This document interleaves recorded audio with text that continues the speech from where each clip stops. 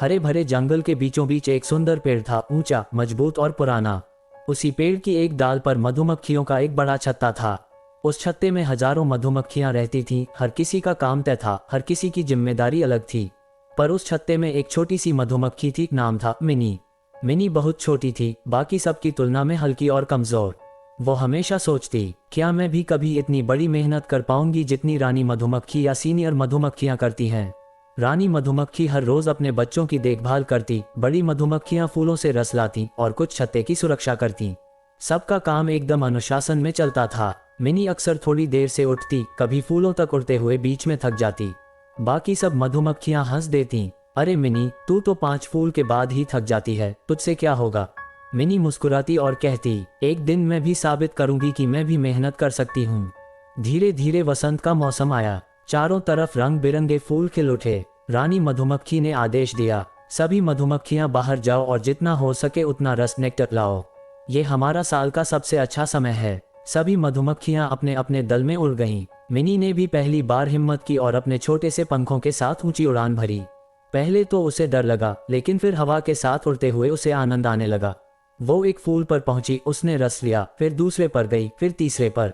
हर बार वह अपने मन में कहती, बस थोड़ा और, थोड़ा और। जब सूरज ढलने लगा, बाकी मधुमक्खियां लौट आईं। मिनी भी लौटी, थकी हुई पर खुश। उसने पहली बार अपनी मेहनत से थोड़ा सा शहद बनाया। रानी मधुमक्खी ने मुस्कुराकर कहा, छोटे कदम ही बड़ी उड़ानों की शुरुआत होते हैं मिनी। मिनी ने ठान लिया था, अब वो रोज मेहनत करेगी। सुबह सबसे पहले निकलती, सबसे देर से लौटती। बारिश हो या तेज धूप, वो उड़ती रहती। धीरे धीरे छत्ते में सबको उसकी मेहनत नजर आने लगी। जो मधुमक्खियां पहले उसका मजाक उड़ाती थीं, अब उसे देखकर कहती, मिनी, तू तो सबसे आगे निकल गई। वो मुस्कुरा देती, बस मेहनत करते रहो, एक दिन सबको फल मिलेगा। एक दिन मौसम अचानक बदल गया। आंधी, तूफान और बारिश से जंगल हिलने लगा। तेज हवाओं ने कई फूल गिरा दिए। मधुमक्खियां छत्ते में छिप गईं, लेकिन छत्ता टूटने लगा था। मिनी ने देखा कि नीचे गिरे फूलों में अभी भी थोड़ा रस बाकी है। अगर वो रस इकट्ठा न किया गया तो छत्ते को खाना नहीं मिलेगा। सभी ने कहा, मत जाओ मिनी, तू उड़ नहीं पाएगी। लेकिन मिनी ने कहा, अगर मैं नहीं गई तो हम सब भूखे रहेंगे। वो निकली, तेज बारिश में उसके पंख भीग गए, हवा उसे उड़ा रही थी। पर उसने हार नहीं मानी। वो नीचे गिरे फूलों से रस लेकर लौटी, बार बार। धीरे धीरे उसने इतना रस जमा कर लिया कि छत्ते के सब सदस्य फिर से जीवित रह सके।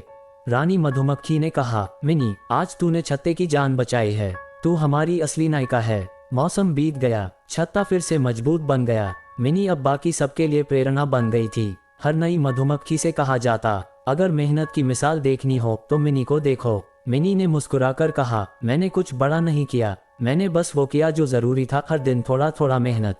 अंतिम संदेश, मेहनत का आकार नहीं देखा जाता, उसकी नीयत देखी जाती है। जो छोटे कदम रोज उठाता है, वही एक दिन ऊंचाई तक पहुंचता है। सीख, चाहे तुम कितने भी छोटे या कमजोर क्यों न लगो, मेहनत से सब कुछ संभव है। हर दिन थोड़ा थोड़ा काम करो, सफलता अपने आप बनती जाएगी।